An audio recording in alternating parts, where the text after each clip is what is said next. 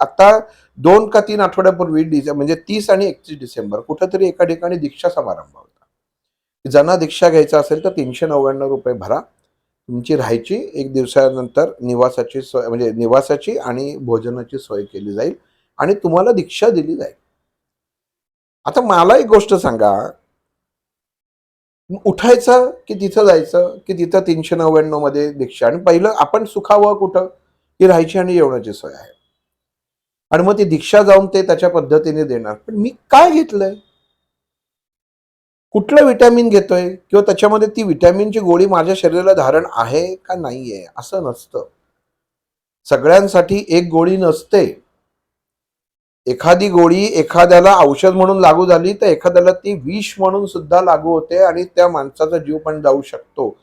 तसं असं कुठल्याही बाबतीमध्ये तुम्हाला जे नाम देतात किंवा पटकन आपण म्हणतो ना की ये मी तुला अमुक कानामध्ये सांगतो कुठला मंत्र म्हणायचा, ते तू म्हणत जा म्हणजे तुझं जीवन उत्तम राहील, आणि अशी तुम्हाला हे देता येत नाही, संथा देता येत नाही. मग ह्या गोष्टी अशा इतक्या सोप्या नाहीयेत की दीक्षा दिली की झालं, सामूहिक दीक्षा दिली. त्याचे नियम आहेत. तुमचा देह काय आहे, तुम्ही कुठल्या शाखेचे आहात. इथं शाखेचा म्हणजे तुमच्या जातीपातीचा संबंध येत नाहीये. तुमचं उच्चारण काय आहे, कुठल्या शाखेचा म्हणजे तुमचं उच्चारण कुठलं आहे, कुठल्या ऋषींच्या अंडर तुमचं घराणं येतं. वशिष्ठ ऋषींच्या येतं, भारद्वाज ऋषींच्या येतं, कपिल ऋषींच्या येतं, गौतम ऋषींच्या येतं. हे म्हणजे त्या घराण्याच्या अनुसार तुमचे शब्दोच्चार झालेले असतात. म्हणून तुम्हाला कुठल्या शाखेचा आहे, आपण म्हणतो ना तुम्ही कुठल्या शाखेचा आहात. म्हणून कर्म करताना सुद्धा मी बऱ्याच वेळा म्हणत असतो की शक्यतो घरामध्ये तुम्ही ज्या काही चांगल्या गोष्टी करता, होम हवन करता, तर तुमच्या शाखेचे तुम्ही गुरुजी घ्या.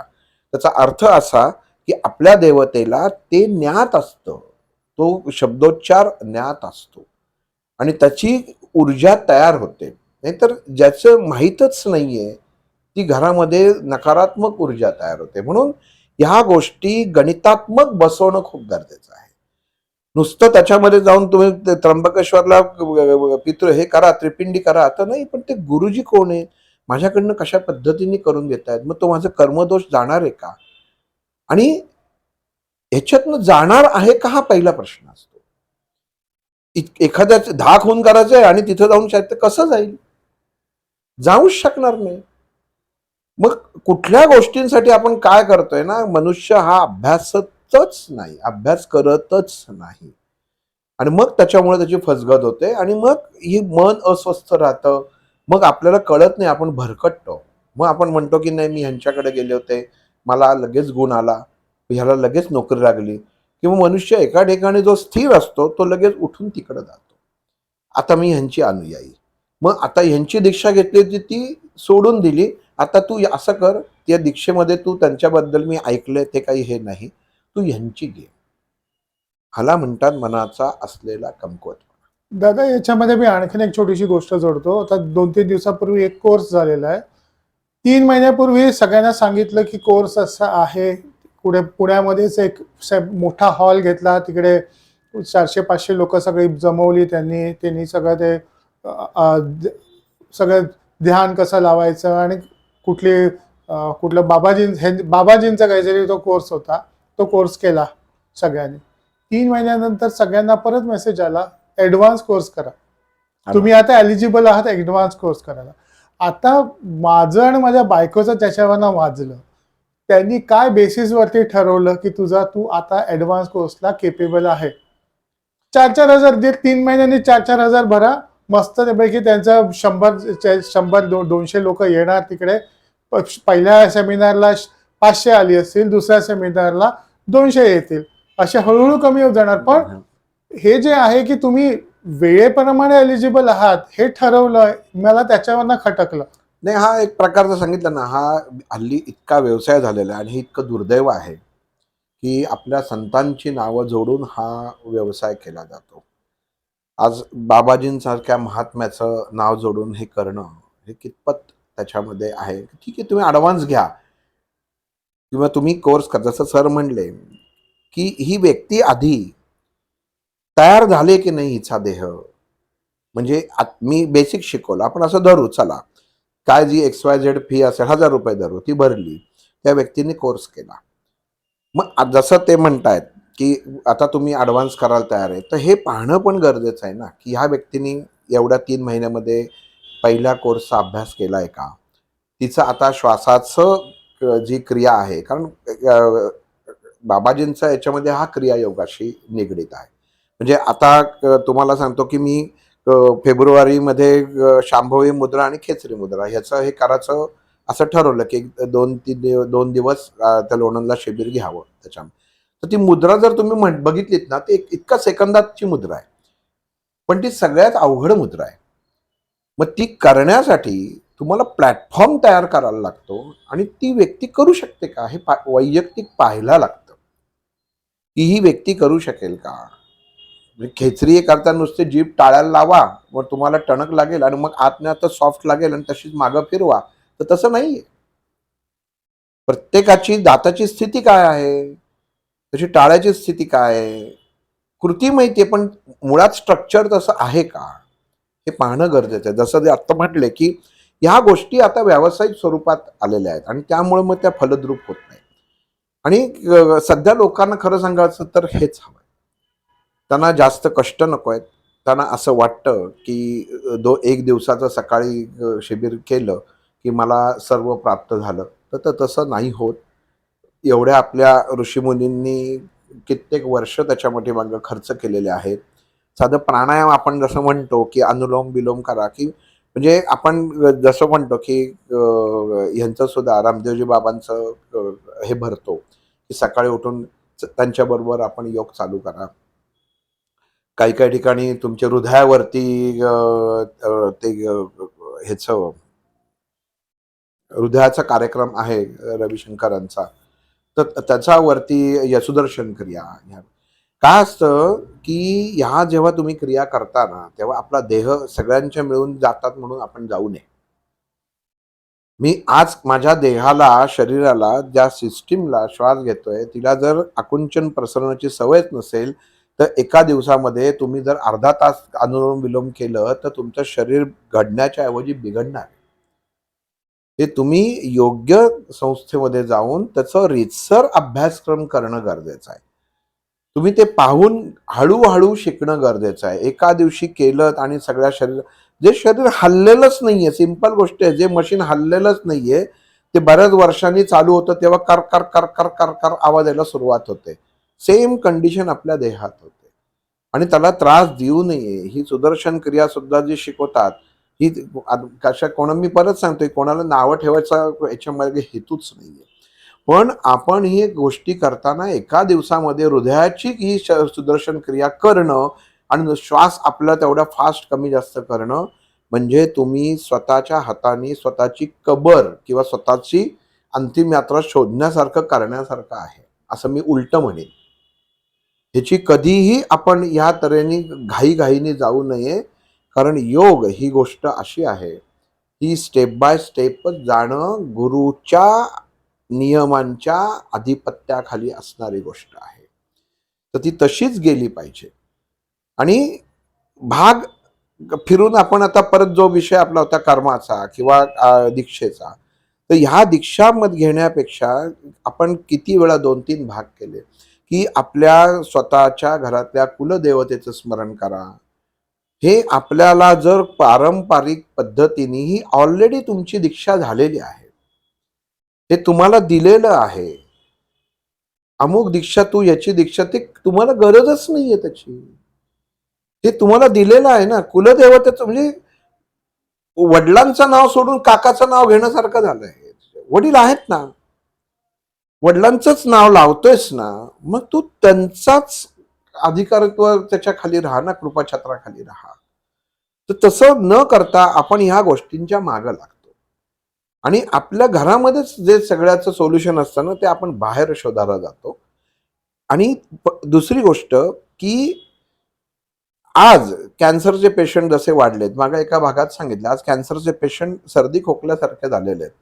त्याला कारण काय आहे? तर बाहेरचं असलेलं फूड, आपली जीवनशैली, हे याला कारणीभूत आहेत गोष्टी, की आपला जन्म जो झालेला आहे, की त्यावेळी आपण जे खाल्लेलं आहे, तर त्या गोष्टींमध्ये प्युरिटी आता ती गोष्ट राहिलेली नाहीये. तुम्ही ओव्हर, म्हणजे मी आत्ता परवा दिवशी मला एक फेसबुक ओपन केलं, ₹49 डायबिटीसचा कोर्स, ₹49 HbA1c कसं करणार, म्हटलं जरा बघू तरी म्हणून मी ते पैसे भरले. त्याचा कोर्स त्याच्यामध्ये केला, शिकवलं काहीही नाही. आणि काल त्यांचा फोन आला, की तुम्ही ते शिबिर अटेंड केलं होतं ना? म्हटलं हो केलं होतं ना. तर म्हणे आता तुम्हाला आम्ही पुढची प्रोसिजर सांगतो, आम्ही तुम्हाला एक मशीन लावू, त्याचे अमुक पैसे, मग तुमचं हे करेल, मग ते पॅकेज आहे, म्हणजे जसं सर म्हणले तसं त्याचं चालू. म्हटलं परत फोन करू नका, माझं सगळं व्यवस्थित आहे. त्या क्षणी त्याने डिस्कनेक्ट केला, परत केला नाही. म्हणजे मार्केटिंग कसं चालू आहे ना, ₹49 हा म्हणजे गळ टाकला, त्याला मी पण अडकलो. म्हटलं बघू तरी काय आहे ₹49 मध्ये. घालवले. आज 10,000 माणसांनी ₹50 घालवले, म्हणजे त्या माणसाच्या खात्यात किती पैसे जमा झाले. हा व्यवसायाचा आणि लोकांना वेडं करण्याचा भाग आहे. त्यातला एक वेडा काल मी पण झालो. पण आता मला ते माहिती करून घ्यायचं होतं, की काय आहे आणि कशा पद्धतीने हे चालू आहे. तर ती तुम्ही तेवढं करू नका. तुमची जीवनशैली 12 सूर्यनमस्कार, आमच्या डॉक्टरांनी कर्मयोगामध्ये, कर्माच्या सिद्धांतामध्ये त्यांनी मला सांगितलं, की 12 सूर्यनमस्कार हे कर्म, वाईट कर्म कमी करतात. मला आश्चर्य वाटलं जेव्हा सांगितलं तेव्हा, की 12 सूर्यनमस्कार घातल्यानंतर वाईट कर्म कमी कसं होईल त्याच्यात. कारण ते तुम्ही केलेलं आहे. ते म्हणले ती ताकद मिळते. सूर्याच्या जी नावं आपण घेतो, त्या नावांमधनं जी ऊर्जा उत्पन्न होते, ती कर्म जाळायला मदत करते.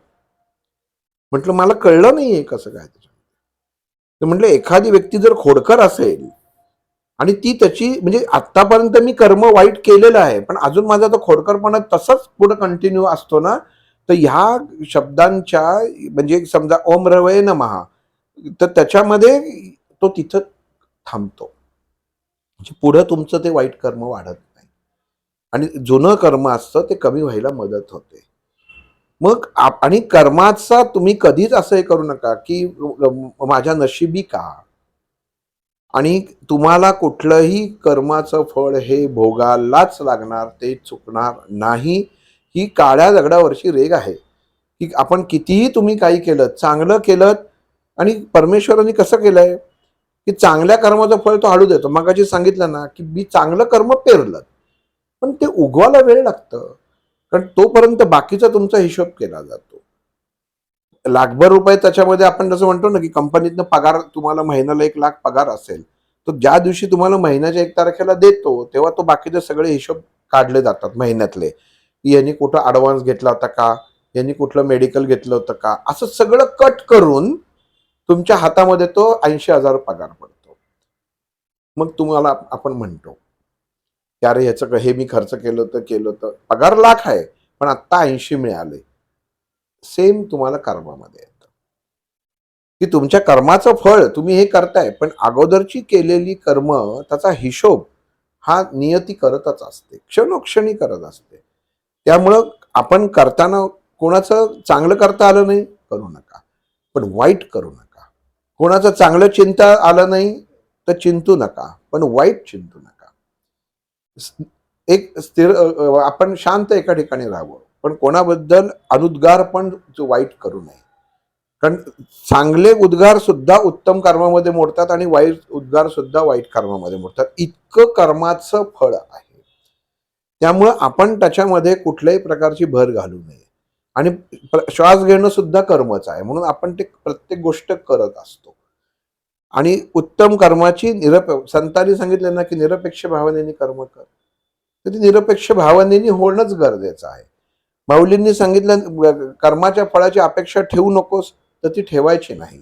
आपण कर्म करून मोकळं व्हायचं. तो परमेश्वर आपल्याला जेव्हा गरज असते तेव्हा बरोबर तो देतो. आई बाबा कसे असतात, रोज देतात का ₹100? तर नाही, रोज ₹10 पॉकेटमध्ये देतात. पण ज्यावेळी जास्त खर्च वाटतो, की याला अडचण आहे आता, तेव्हा ते देतात ना जास्त. मग तसंच कर्माचं आहे. मग इथं सगळ्या संतांनी सुद्धा, आणि ही जी आपण अभ्यास करतो ना सगळ्या संतांचा, तो त्याच्या काय केलं, मी असं म्हणेन, काय केलं रामकृष्ण परमहंसांनी. कॅन्सर झाला, आयुष्यभर लोकांची सेवा केली, रामाचं रामनाम घेतलं, उत्तम सेवा करून सुद्धा कॅन्सर कसा काय झाला बाबा या माणसाला? झाला हे सत्य आहे, तो त्यांनी आनंदाने स्वीकारला हे सत्य आहे. मग आपण ह्याच्यातनं हे घ्यायचं आहे. विवेकानंदानं तर डायबिटीस पासून सगळं रोग होते, पण त्यांनी ते कधी दाखवलं नाही समाजाला की मला शुगर आहे आणि मला असं आहे, मला बीपी आहे, आणि याच्यात नाही. त्यांनी त्यांचे उत्तम विचार हे समाजाला दिले की ज्याच्यावरती आपण आज अभ्यास करतो. मग चांगलं आहे ना तेच घ्यायला पाहिजे, वाईट घ्यायच्या भानगडीत पडू नका. आणि सुरुवातच करत नाही आपण. मी किती जण म्हणजे माझ्याकडे आलं ना की म्हणतात की उलट तुम्ही म्हणजे एखादं सांगतात की अजून कुठलं स्तोत्र, दोघं तिघं असे आहेत की त्यांना मी सांगितलं तुम्ही कृपा करा, तुमचं देवघर बंद करा, सगळं काही देव नको, पोथ्या नको, स्तोत्र नको, मंत्र नको, काहीही नको. हे सगळं ते म्हणले असं कसं होईल, म्हणजे आम्हाला वाटलं तुम्ही काहीतरी अजून त्याच्यात ॲडिशन करा. कशासाठी? हे सगळं घाबरून करता तुम्ही. इकडे गेलं, आज शेगावला गेलं, महाराजांचा फोटो आणला, शिर्ड्या गेलेलं, बाबांचा फोटो आणला, आणि मग हे सगळं घरात ठेवायचं. दादा तुम्ही जे सांगितलं ना, मगाशी एक उदाहरण दिलं होतं की ते एक व्यक्ती सगळं देवदेव देवदेव दिवसभर करत बसतो आणि बाकीचे करत नाहीत आणि त्यांचं सगळं चालतं. चांगलं हवं. तिकडे मला हाच एक असा येतो की हा व्यक्ती स्वतःला घाबरून स्वतःला आयसोलेट करून घेतो Exactly. आणि तो फक्त देवामध्ये रमतो, Exactly. स्वतःचे कर्म करणं सोडून देतो. तो सोडतो आणि तो फक्त घाबरून, कारण का तर त्याच्या हातनं कुठलं तरी चुकीचं कर्म घडलेलं हे असतंच, फक्त तो दाखवत नाही. एक लक्षात घ्या, आपण म्हणतो ना आम्ही काहीच केलं, दुसऱ्याच्या बाबतीत वाईट चिंतणं हे सुद्धा सगळ्यात मोठं वाईट कर्म मानलं गेलेलं आहे. आपण एखाद्याचे हेवे दावे करतो ना की ह्याचं आहे, ह्याचं वाटोळं होऊ दे, ह्या सगळ्या गोष्टी ज्या आपण बघतो किंवा करतो ना, ह्यांना वाईट कर्मामध्ये ह्या मोडतात. आणि मग त्याला तुम्हाला परमेश्वर साथ देत नाही. मग तुम्ही दिवसभर का फलद्रूप होत नाही? तर दिवसभर तुम्ही जेव्हा हे सगळ्या गोष्टी करता ना, तर तेव्हा सगळ्या त्या स्वार्थापोटी करत असतात, त्या भगवंतापोटी काही करत नाही. दादा याच्या ना थोडंसं विषयांतर होतं, पण एक असा इश्यू मी ऑब्झर्व केलेला खूप जणांमध्ये की त्यांच्यामध्ये प्रचंड अस्वस्थता असते. ती का असते की एक समजा कझिन्स आहेत, प्रॉपर्टी डिस्प्यूट आहे, एक व्यक्ती चुकीच्या सिग्नेचर्स घेऊन प्रॉपर्टी बळकावतो, 8 गुंठे विकायची जागा होती, 16 गुंठे करून टाकली पेपरावरती आणि स्वतःच्या नावाची ट्रान्सफर केली. 5-10 वर्षानंतर कळतं की बाबा ह्यांनी असं केलेलं, पण तोपर्यंत हा सगळ्यांना सांगत असतो की मी यांच्या पोरीचं लग्न मी केलं, मी पैसे दिले. आता समोर ज्या त्या व्यक्तीला कळते की बाबा याने आपल्याला चीट केलेलं आहे, ती आयुष्यभर ती ते गिल्ट फिलिंग नसतं, तो द्वेष असतो की ह्यानी मला चीट केलं, देवाने याला शिक्षा द्यावी. आता प्रॉब्लेम आहे की हे त्या गोष्टीमध्ये स्वतः जळत असतात, पण ज्यांनी चीट केलेलं आहे तो व्यक्ती मस्त मजेत असतो. तर नाही, असं आपल्याला ते वाटत असतं. पण कसं असतं, मी म्हणून म्हटलं ना की कर्म हा एक विषय असा आहे ना की आपण पहिला तो स्वीकारणं गरजेचं आहे.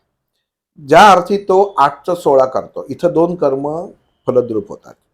पहिली गोष्ट, जो फसवतो तो 8चं 16 करतो, म्हणजे एका वाईट कर्माला जन्माला घालतो. आणि जसं 8 ते 16 करतो त्यांनी त्याला कधी ना कधी पूर्वकर्मामध्ये फसवलेलं असतं, याच पद्धतीने. पण दोघंही एकाच रांगेतनं जात असतात पुढं. म्हणजे एकाला माहिती असतं की यांनी फसवून 16 केलेलं आहे, आणि एकाला माहिती असतं की आपण 8चं 16 केलेलं आहे. ह्या दोघांनाही मन शांत बसून देत नाहीत, आणि मग नंतर ह्याचा मानसिक, शारीरिक किंवा आज सांगितलं ना की कर्मभोग हा एक पत्त्याचा कॅट आहे की ह्याच्यामध्ये तुम्हाला पत्ते सिक्वेन्सला येतात.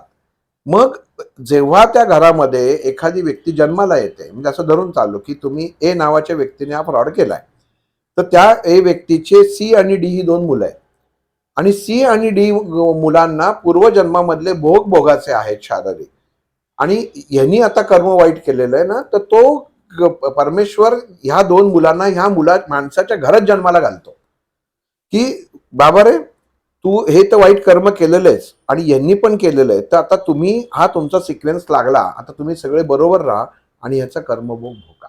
दादा तर बरोबर आहे ती गोष्ट, पण समोरून जेव्हा ही व्यक्ती काय बघते, की बाबा मला माझी 50 लाखाची प्रॉपर्टी ह्यांनी बळकावली, हा त्याच्यावरती मजा करतोय आणि मी देशोधडीला लागलोय, मला स्वतःकडे पोटावर हातावरती पोट असं जगतोय.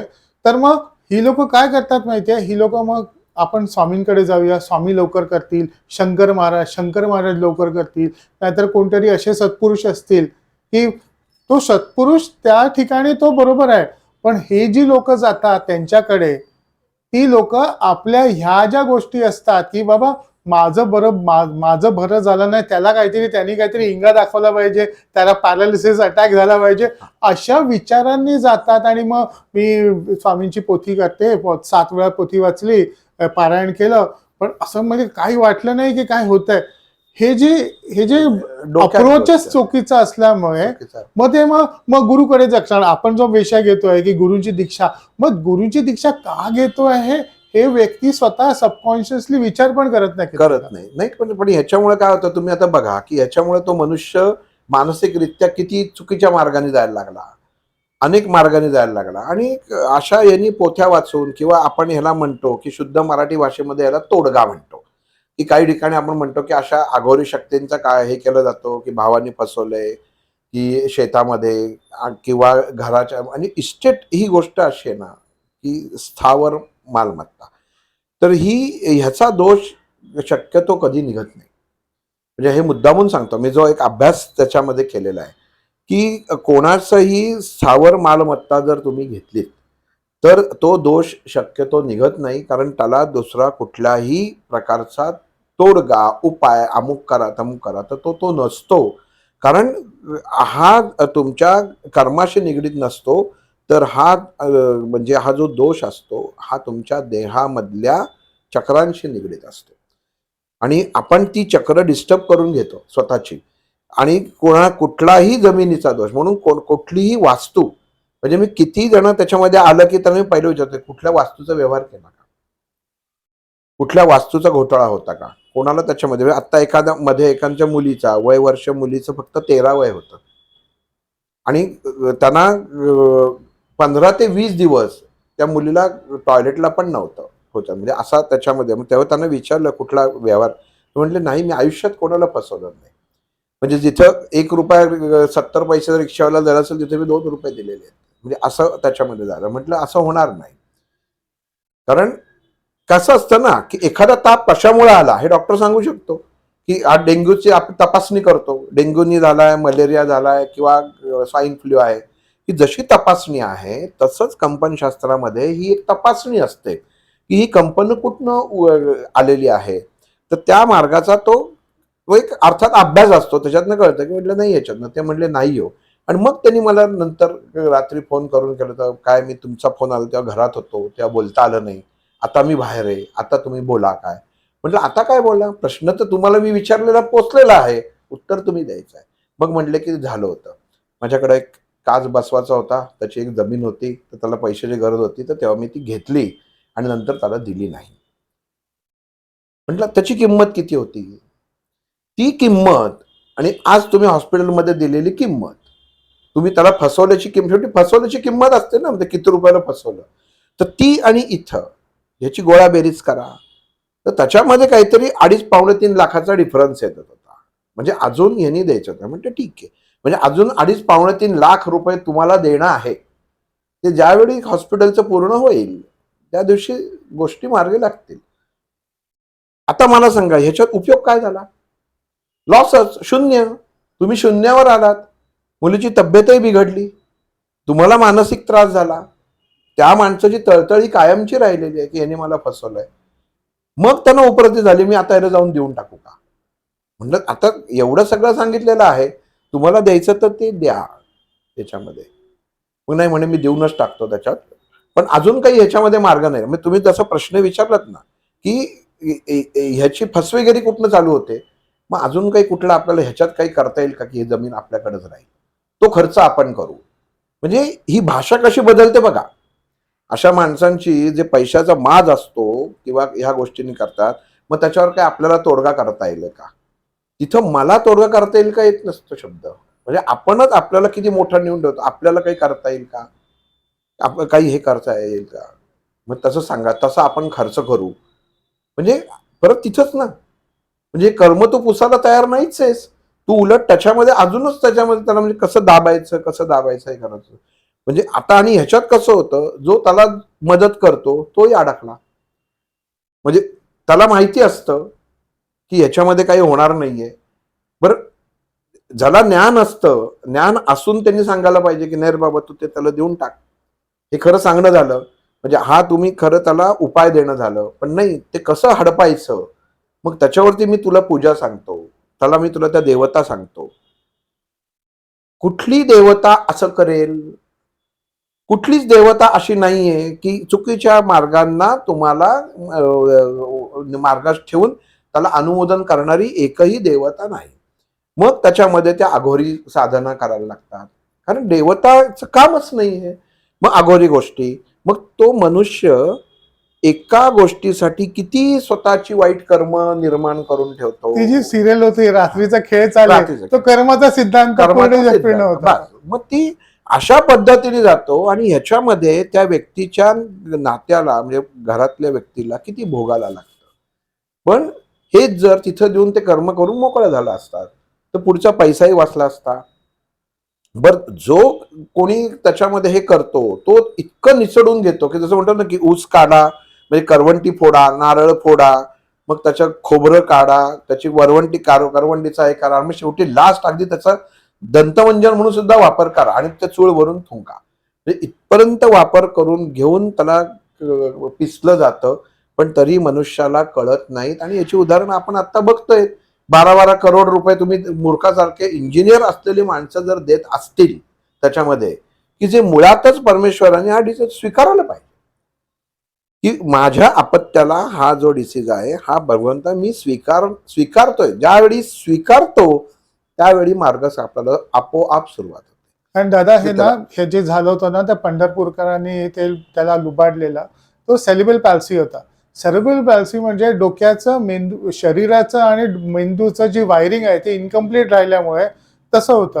आता तुम्ही जर माझी मुलगी सेरिब्रल पॅल्सीची आहे. तिला मी कधीही प्रति बालाजीला घेऊन गेलो ना, तर कोणतरी येऊन उभं राहतं. हिची ट्रीटमेंट बघा, ती नीट चालायला लागेल, तुम्ही ह्यांच्याशी कॉन्टॅक्ट करा, संपर्क करा, पुण्यामध्ये ग्रस्त आहे. म्हणजे असे बस तिकडे गेल्यानंतर असे भेटतातच लोक. मग काय आता बघा, Agents. म्हणजे थोडक्यात आपण असं धरू, मशीन मध्ये तो डिव्हिजनच नाहीये, हो. म्हणजे तो भागच नाहीये, हो. तर ती कशी तुम्ही त्याच्यामध्ये काय करायला बाहेरनं? मग ते तुम्हाला दिलेलं आहे ना, हे तुम्ही जेव्हा स्वीकारता ना, तेव्हा परमेश्वर म्हणतो, की हा जोपर्यंत स्वीकारत नाही ना, हम्म. यांनी स्वीकारणं खूप गरजेचं आहे, की हो भगवंता मी हे स्वीकारलंय. मग त्या देहालाही त्रास कमी होतो आणि आपणही सुसह्य होतो, की नाही हे मला आनंदाने स्वीकारायचं आहे. म्हणजे अजून एका मागं बहुतेक मी सांगितलं होतं, प्रसिद्ध डॉक्टरांच्या नातवाला झालं होतं. त्यांनी सगळं म्हणजे कुठले ह्याच्यामध्ये त्यांनी सोडलं नाही. अख्ख्या भारतामध्ये पैसा होता सगळीकडं, ह्याच्या दरबारी त्याच्या दरबारी, हे धाम ते धाम सगळं झालं, ए टू झेड झालं. जे मुळात नाहीच आहे, मॅन्युफॅक्चरिंगच नाहीये त्याचं, तर तुम्ही स्वतः एवढे मोठे डॉक्टर असून तुम्ही असं कसं त्याच्यामध्ये हे करू शकतात. पण इथं मनुष्याचा मग तो कमकुवतपणा लक्षात येतो, की नाही, आणि त्याची ती आशा लक्षात येते, की कारण प्रत्येकाला ती एक आशा असते कधी ना काही ना काहीतरी होईल, पण ती ज्याच्यामध्ये आहे ना ते स्वीकारणं हाच एक माझ्या मते भाग असतो. हा, ह्याच्यामध्ये मी तुम्हाला अजून एक सांगू शकतो, की जसं हे स्वीकारा, की ज्यांना मूल होत नाही असे बरेच जण, की म्हणजे साने सरांकडनं तिघं चौघं आले होते, किंवा डॉक्टरांकडनं म्हणजे त्यांनी एकांना पाठवलं होतं, की ज्यांना सांगितलं होतं, की नाही तुम्ही गॉन. म्हणजे अशी सुद्धा माणसं, म्हणजे ते डॉक्टर स्वतः असताना त्यांना त्याचा उपाय मी तुम्हाला मागे बहुतेक आपण सांगितला होता, की एका व्हॅनिला आईस्क्रीम मध्ये तिळगुळाचा लाडू घालून खा. म्हणजे त्यांनी मला माझ्याकडे जे एकदा तो बघितलं, तर एक तर पहिलं मलाही स्वतःला काही वेळा गोष्टीला प्रश्नाला म्हणजे मला सांगताना मी आपलं सांगून मोकळा होतो, की तुमचा नवरा बरा व्हायचा असेल, त्याच्या युरिन मधनं ब्लड थांबायचं असेल, तर तुम्ही व्हॅनिला आईस्क्रीम मध्ये तिळगुळाचा लाडू घालून खा. म्हणजे इथं सगळं झालेलं, सगळं त्याच्यामध्ये केलेलं, कुठेही 2-3 महिने ह्याच्यात काही नाही, आणि ह्यांनी कसं काय त्याच्यामध्ये. म्हटलं करायचं तर करा, नाही नका करू. का ते मला माहित नाही. का ते मला माहित नाही. होईल एवढं मला माहित आहे. इथपर्यंत माझा विश्वास आहे. तुमचा आहे की नाही मला माहित नाही. बरं ते टॉपर डॉक्टर, त्याच्यामध्ये अख्खा हॉस्पिटलचे एका डीन, घरामध्ये सगळे डॉक्टर. म्हणजे आता हे एखाद्याला तुम्ही साधा विचार करा की डॉक्टरांच्या कुटुंबात हे सांगितलं तर म्हणतील काय बेडपट बिडपट आहेस का तो याच्यामध्ये दादा ना याच्यामध्ये थोडंसं थांबवतो तुम्हाला याच टॉपिक वरती. मग पूर्वी एक टीव्ही वरती यायचे ते सांगायचे समोसे में हिरी चटणी और लाल चटणी. लोकांनी मस्तपैकी त्यांचा मस्करी केली होती. पण असं पण आहे कित्येकदा आहे. हे होतं. होतं म्हणजे दुसऱ्या दिवशी त्यांचं दुसऱ्या दिवशीपासून थांबलं. अच्छा. त्यांचं थांबलं दुसऱ्या दिवसापासून. म्हणजे जे नव्हतं आता का थांबलं, हा जर तुम्ही मला प्रश्न विचारलात ना तर मी याचं उत्तर प्रामाणिकपणे सांगेन की मला माहित नाही.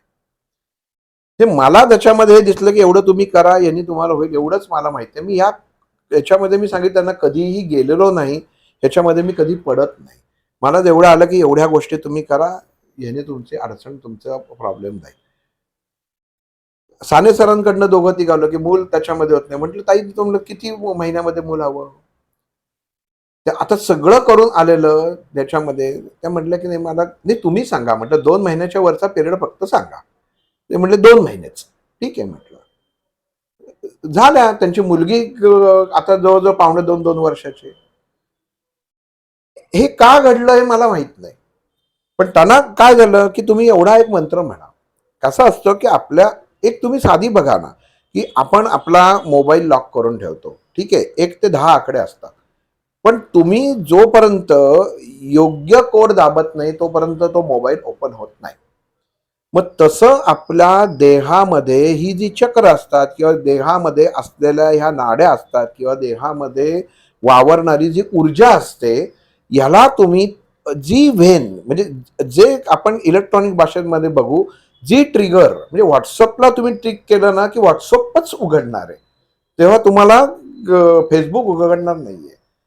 पण तो जो लॉक असतो, जसं प्रत्येक ऍपला आता एक लॉक ठेवलेला आहे, तर तुम्ही ते लॉक करता. तसं ही नॅचरली देहामध्ये प्रत्येक लॉक सिस्टम आहे. तेवढी तुम्हाला त्या देहामधनं कळलं पाहिजे की ह्या देहामध्ये काय लॉक झालेलं आहे की जे यंत्रामध्ये येत नाही. कारण ती शक्यच नाहीये येणं. मग ती आपण काय करतो तुम्ही बघा हे झालं ना की मग तो मोबाईलवाला म्हणतो मी अख्खं सगळं रिसेटच मारतो. म्हणजे जे होतं तेही जाणार आणि सगळं जाणार. मग त्याच्यात झालं तर आपण प्रयत्न करू, नाही तर नाही जाणार त्याच्यात. म्हणजे काय झालं की जे आहे ते सगळं वॉशआउट करायचं, तोही प्रयत्न ऑलरेडी झालेला होता. म्हणजे कुठंतरी तो होऊन सुद्धा लॉक आहे. म्हणजे एक मी तुम्हाला उदाहरण समजावं म्हणून सांगतोय की रिसेट सगळी मोबाईल करून सुद्धा मोबाईल अजून लॉकच आहे. याचा अर्थ कुठली तरी सिस्टम चालू आहे की जी मोबाईलला लॉक करते. मग तशीच देहाची कुठली तरी सिस्टम असते की ती देहाला लॉक करते. तो कोडपर्यंत पोचणं आपलं काम असतं. मग ते आपल्या मंत्रशास्त्र इतकं प्रगत आहे. त्या ताईनं म्हटलं तुम्ही अमुक मंत्र करा. ते म्हटलं का औषध. म्हटलं औषध व्हायची काय गरजच नाही किंवा तुम्ही एवढं करा, फक्त विश्वासाने करा. आणि त्यांनी विश्वासाने केलं आणि पहिल्याच याच्यामध्ये झटक्यात झालं. म्हणजे जेवढे असे कित्येक उदाहरण आहेत की जे आले त्यांना सगळ्यांना त्यांचे प्रॉब्लेम सॉल्व्ह झालेले आहेत. काही ह्या गोष्टी तुमच्या शारीरिक सायन्सच्या पलीकडच्या आहेत की तुम्हाला तो देह ओळखता आला पाहिजे की काय भानगड आहे, या देहाला काय आहे. तर ते देणं ह्याचा अभ्यास झालाय म्हणून मी सांगू शकतो. पण ह्याच्यामध्ये एक सांगा, याच्यामध्ये असं पण आहे का की तुमचं त्यावेळेला तेवढं कर्म फलित झाल्यानंतरच तुम्ही त्या व्यक्तीशी संपर्क करू शकता, असं काय ह्याच्यामध्ये? कारण हे आपण ह्या कर्माच्या अनुषंगाने बघतोय सगळं. अगदी अगदी तुमचं म्हणणं ते बरोबर आहे की ही वेळ आहे ना ही परमेश्वरच आणतो. म्हणजे मी इथं आत्ता अक्कलकोटला असं म्हटलं की आता आपलं झाल्यानंतर मी अक्कलकोटला जाईल. स्वामींच्या मनामध्ये म्हणजे त्या तत्वाच्या मनामध्ये असेल तर मी अक्कलकोटला बरोबर पोहोचील, नाहीतरी मला काहीतरी काम येईल किंवा मी म्हणेन जाऊ दे आज नको जायला, ते टळलं जाईल. हे स्वीकारणं गरजेचं आहे. हे मी स्वीकारणं गरजेचं आहे. त्याच्यामध्ये काय ते कधी थांबवतात मी येऊनच दाखवतो. तत्वाच्या विरुद्ध कधी जायचं नाही. आणि हे जुळतंच. म्हणजे अजून एका मुलाचं तुम्हाला सुद्धा उदाहरण सांगतो मी की सरांकडे म्हणजे साने सरांकडेच आलेलं उदाहरण होतं. लहान मुलगा होता, गाठ होती इथं आणि डॉक्टरने सांगितलं इट्स कॅन्सर. म्हणजे ते ऑस्ट्रेलियाला राहिला आणि ते म्हणले की ते ही कॅन्सरचीच गाठ आहे आणि ती काढायला पाहिजे, नाहीतर प्रॉब्लेम होईल म्हणून. आणि अपॉइंटमेंट घेतली, त्याचं ते गाठ काढून बायोप्सी करायचं सगळं ठरवलं, सगळं त्याच्यामध्ये झालं. आणि सरांकडे ते भेटण्यासाठी की त्यांना फोटो पाहिजे होता स्वामींचा ऑस्ट्रेलियाला लावायला म्हणून गेले होते. आणि असंच बोलता बोलता विषय झाला. तर ते म्हणले की तुम्ही एकदा तुम्ही बघा म्हणून. ते आईवर त्यांना म्हटलं त्यांनी सरांनी फोन केला, म्हटलं फोटो पाठवा मुलाचा. म्हटलं बघितला, म्हटलं काही नाही, तुम्ही त्याला पाठवून द्या. म्हटलं तुमच्या मुलाला काहीच झालेलं नाही. आता इथं गंमत बघा, ऑस्ट्रेलियामध्ये प्रूव्ह झालेलं, हातात रिपोर्ट आहेत. इथं डॉक्टरांकडनं सिद्ध झालेलं की अमुक अमुक त्याचे काय जे ॲव्हरेज असतात त्या पेशंटचे ते सगळे डाऊन होत आहेत किंवा अमुक सगळे आहेत, म्हणजे सगळं ते हातात रिपोर्ट आहेत. तरीही त्याच्यामध्ये मला माझ्या गुरूंकडनं जो आदेश आला किंवा मला जे कंपनशास्त्रानं दिसलं की ह्या मुलाला काहीच प्रॉब्लेम नाहीये, ह्या मुलाला काहीही प्रॉब्लेम नाही. तर आता याच्यावरती आई वडिलांनी कशावर विश्वास ठेवायचा तुम्ही सांगा. दुसऱ्या दिवशी रुबीमध्ये पैसे भरायला चालले होते, फक्त जाताना इथनं आले की आपण जाऊन पैसे भरायचे. त्यांना म्हटलं जाऊ नका, मुलाची चिरफाड करू नका, ती गाठ त्याच्यामध्ये त्याच्याशी नाहीये. पण मग त्यांना हे झालं. आता गंमत बघा, डॉक्टरांनी घाबरवून ठेवलं की नाही काढली, वाढली तर जीवानिशी मुलगा जाईल. असं जेव्हा डॉक्टर सांगतात तेव्हा त्या आई वडिलांनी काय करायचं. तेव्हा अध्यात्मावरती विश्वास ठेवणं सोपी गोष्ट नसते. बरं असंही नाही की ते पुण्यात, ते ऑस्ट्रेलियाचे की आता काय करायचं म्हणून. म्हटलं तुम्ही विश्वास ठेवा असं मला वाटतंय. हे सगळं कॅन्सल करा, काही पैसे बिसे भरू नका आणि तुम्ही अमुक दिवसानंतर परत या, तुमची गाठ जी आहे ही गेलेली असेल. एवढं बोलणं झालं, विश्वास ठेवला, ते गेले. आणि आता मागच्या महिन्यातच त्यांचा फोन आला 4 का 5 तारखेला, तिकडं परत चेकिंग केलं, गाठ नाही, कॅन्सर नाही, काही नाही. आता त्याच्यावरती ते बघतायत. हे कसं घडलं. आता ह्याला तुम्ही काय म्हणाल मला सांगा. आपलं मंत्रशास्त्रातला एक मंत्राने एवढं घडू शकतं, पण तुमचा विश्वास पाहिजे, ती एकाग्रता पाहिजे, तरच ती गोष्ट साध्य होते. आणि इतकी ताकद आपल्या मंत्रांमध्ये आहे. आपण करत नाही. गायत्री आपण रोज करत नाही. ते मागच्या वेळी मी तुम्हाला ओम सूर्याय नमः प्रजापतये नमःचं हे सांगितलेलं होतं. कित्येक लोक करतात, त्यांचे इतके सुंदर त्यांचे एक्सपिरियन्स आहे किंवा तर्पण. म्हणजे मला एकाने खरंच म्हणजे रडत रडत त्या व्यक्तीने सांगितलं की मी काय सांगू, माझ्या आयुष्यात उद्ध्वस्त झालो होतो. खराडी त्या कासारवाडीला म्हणले मी रेल्वे खाली जीव द्यायला गेलो होतो म्हटलं. आणि तिथं रेल्वे यायची होती म्हणून आपला व्हिडिओ मागच्या वेळी ऐकत होते तेव्हा आपण तो केला तेव्हा. आणि म्हटले मी माझं आयुष्यातलं सगळं घालवलं होतं, पण म्हटला याच्यात हे करायला सुरुवात केली आणि त्यांनी तिथं आता तो व्यवस्थित झाला. म्हणजे विश्वास शेवटी तुमचा हे करत असतो. तुमचे पेशन्स आणि तुम्ही कुठल्या ह्याला तुटता हे शेवटी तुमच्यावरती अवलंबून असतं. माणसाला काही जण पेशन्सच नसतो. देवाचं नाव घेताना किती मी लाखाचा जप केला, लाखाचा. इथं माझ्या ऑफिसच्या जवळ एक उदाहरण आहे, मंजवाच्या गोळामध्ये. नाव फक्त घेत नाही, प्रचंड प्रमाणे साधना आणि जप झालेलं ठिकाण होतं. म्हणजे अगदी स्वामीजी पण तिथं जायचंय, शंकराचार्य. पण माझ्या गुरूंनी मला सांगितलं होतं इथं जायचं नाही. मला आश्चर्य वाटलं की एवढं मोठं अनुष्ठान असलेल्या ठिकाणी मला गुरु नाही का म्हणतायत. नाही. आणि डुबली कोटीत लोक ह्याच्यामध्ये, पण एकालाही असं वाटलं नाही की आपण विचारावं. आज तुम्ही बघा ना, मी जर तुम्हाला 1 कोटी रुपये दिले तर तुम्ही मला विचारलं पाहिजेत ना मी त्या कोटीचं काय केलं. दान म्हणून दिलं तुम्ही, ठीक आहे, तुम्ही मला दान म्हणून दिलं, तर दान म्हणजे माझ्या वैयक्तिक खर्चासाठी नाही दिलेत ना, आध्यात्मिक कार्यासाठी दिलेत किंवा काय दिलं ते विचारणं. मनुष्य हे विचारत नाही ना, ही अडचण आहे त्याच्यामध्ये. एखादी गोष्ट आता या कंपनशास्त्राच्या अनुषंगाने जी गोष्ट केली जाते किंवा ते गणित मांडून ती केली जाते, तर त्या गोष्टीमध्ये मनुष्याला क्युरियोसिटी जास्त असते. तिथं संशयाने विचारतात, पण जिथे विचारायला पाहिजे तिथे विचारत नाही. मग ह्या गोष्टी काय आहेत हे आपण नीट जाणून आणि त्या अनुषंगाने करणार. पण आपलं कंपनशास्त्रच हे सगळ्यात शेवटी हे होणार. आणि उदाहरणच आहे, चंद्रामुळे सूर्याचं आपलं समुद्राची भरती होते. इतकी कंपनशास्त्र आहेत. आज प्रत्येक तुम्ही MRI काढता, चुंबकीय लहरींनीच काढता ना. सगळ्या गोष्टींनी आज शेतामध्ये तुम्ही नारळ आणि पाणी शोधता, हे चुंबकीय क्षेत्राचं काम आहे. ह्याच्यामध्ये ज्या अभ्यास जो जिथं होतो, एक तर तो व्यक्ती त्याला पैसे कमवायला लागतो किंवा मग तुम्हाला ती सेवा करायला लागते. तो तुम्हाला हे स्वीकारायला लागतो मार्ग. आणि पण नेमकी ही शक्ती अशी आहे ना, की तुम्ही ह्याच्यातनं पैसा कमवू शकत नाही. कारण ती त्याची देवता किंवा त्याची ताकद ही अशीच आहे, की तुम्हाला ती वापरता आली पाहिजे. आणि मुळामध्ये कसं आहे, की एखाद्या व्यक्तीने किती पैसा कमवला तरी खाणार 2च पोळ्या आहे. कशासाठी करायचं आहे? मग इथं हा जो भाग आहे ना, की हे पहिलं तुम्ही मनाची कमकुवतपणा थांबवला पाहिजे, की मी दर गुरुवारी मठात जातो. तो गुरुवार बंद करा आणि तो होत नसेल तर गुरुवारचा मंगळवार किंवा बुधवार करा, की मी आज मठात जातो बुधवारी. फक्त गुरुवारीच जर तिथं स्वामी असतील ना, तर मग मठाला दरवाजाच लावला असता. फक्त स्वामी ज्या दिवशी अवेलेबल आहेत त्या दिवशीच मठ उघडणार. पण रोज आहेत ना, नित्य स्वामी आहेत ना. मग तुम्ही गुरुवारीच का जाता? बुधवारी पण जा. ती तुमच्या डोक्यामध्ये बसलेली एक प्रकारची भीती आहे, की मी ह्या दिवशी गेले ना, की तिथं त्याच्यामध्ये 100 जण जातात म्हणजे मी तिथं जातो. तर तसं नाहीये. हे नित्य आहे. नित्य म्हणजे ज्याच्यामध्ये कुठेही खंड पडत नाही. मग सोमवारीच फक्त शंकर महाराजांच्या मठामध्ये जायचं, सोमवारीच फक्त, तो तसं नाहीये. प्रत्येक दिवस हाच सोमवार आहे, प्रत्येक क्षण हाच महाराजांचा आहे. हे तुम्ही ते स्वीकारणं गरजेचं आहे.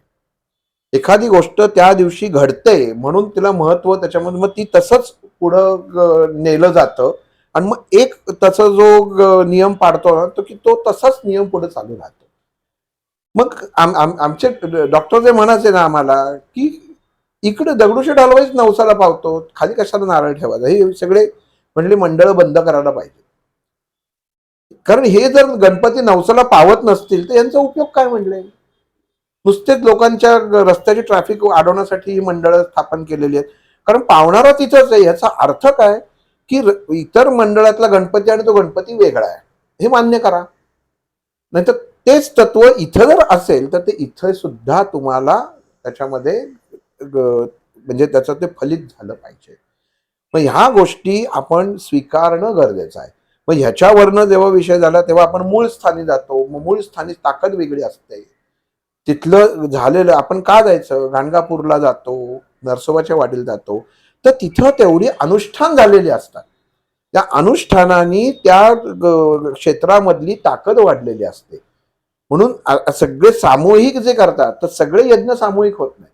जे अग्नितत्वाशी निगडीत यज्ञ असतात ना, तेवढेच यज्ञ सामूहिक केले तरच त्याची फलप्राप्ती होते. इतर यज्ञांची तुम्ही सामूहिक केलं तर फलप्राप्ती होत नाही. त्याच्यामध्ये ते तुम्हाला वैयक्तिकच करायला लागतात. म्हणून अग्नितत्वाचे प्रत्येक यज्ञ हे तुम्हाला ह्याच्यातनं करायला लागतात. आणि कर्म, दीक्षा आणि नाम, अमुक यांनी मला हे नाम दिलंय, आता मी ते जपतो नाही. आधी तुम्हाला तुमच्या कुलदेवतेचं तुम्ही स्मरण करा. कुलदैवत हे तुम्हाला तुमच्या कुळापासनं आलेली गोष्ट आहे, ते तुम्ही पहिलं स्वीकारलं पाहिजे. गुरुचं नाव लावता का तुम्ही? व्यावहारिक चालतं का?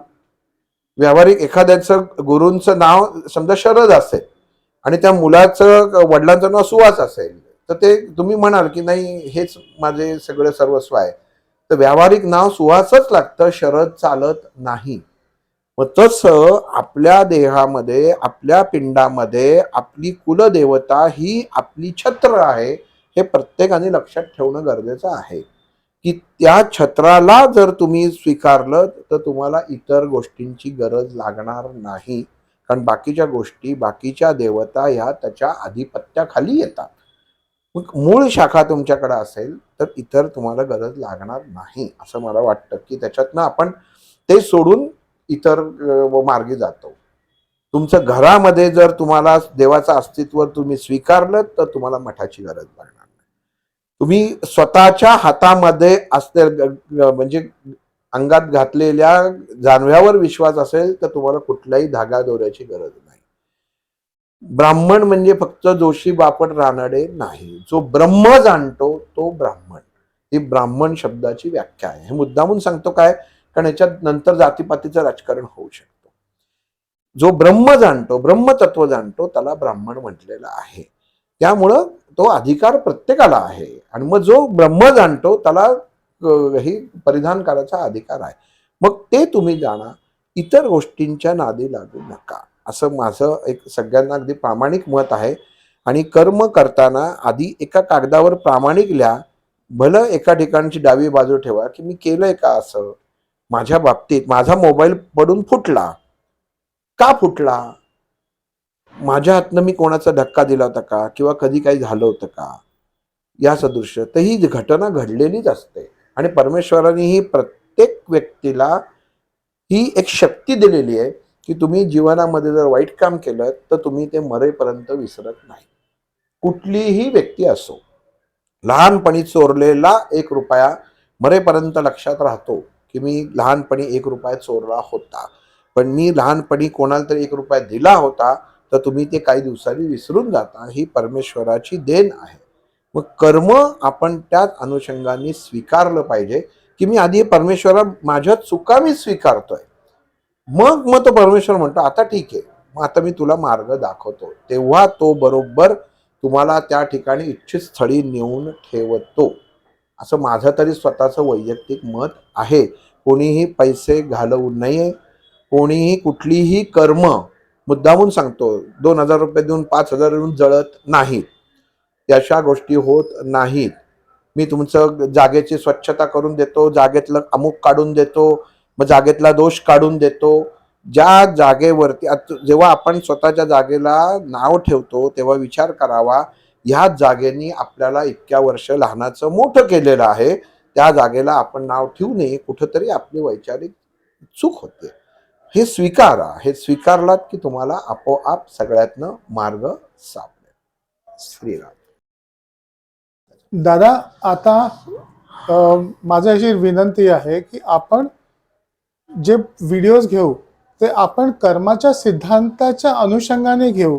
रिझन आहे की एंटरटेनमेंटसाठी तुम्हाला खूप व्हिडिओज बघतील, पण तो जो कर्माचा सिद्धांत त्या गोष्टीला लागू कसा पडतो ते जोपर्यंत कळत नाही तोपर्यंत तुम्ही ऍडव्हान्स लेवल काही शिका, त्याचा काही फरक काय पडत काय नाही. तर आपण हे पुढे घेऊया. हो, दादा, तुम्ही आज नक्की. आम्हाला वेळ दिला, खूप खूप धन्यवाद. आणि सगळ्यांना एक विनंती आहे, कोणाला कर्माच्या बाबतीत जर प्रश्न असेल तर जरूर तो आपण हा व्हिडिओ बघितल्यावर लिहावा. त्याचं उत्तर नक्की मी पुढच्या भागामध्ये देईन. म्हणजे असं त्याच्यात हे नाहीये. इथं तुम्ही खाली प्रश्न लिहून पाठवा, त्याचं उत्तर नक्की, जे काही तुमचा प्रश्न असेल तो तुम्ही लिहून पाठवा, ते तुम्हाला त्याच्यामध्ये हे देईन. पण परत फक्त व्हिडिओ संपवता आपल्या कुलदेवतेचं स्मरण कृपया सगळ्यांनी रोज करा. बघा तुमचे कर्माच्या भोगामध्ये, कर्मभोगामध्ये निश्चित फरक पडायला सुरुवात आहे. श्रीराम. श्रीराम.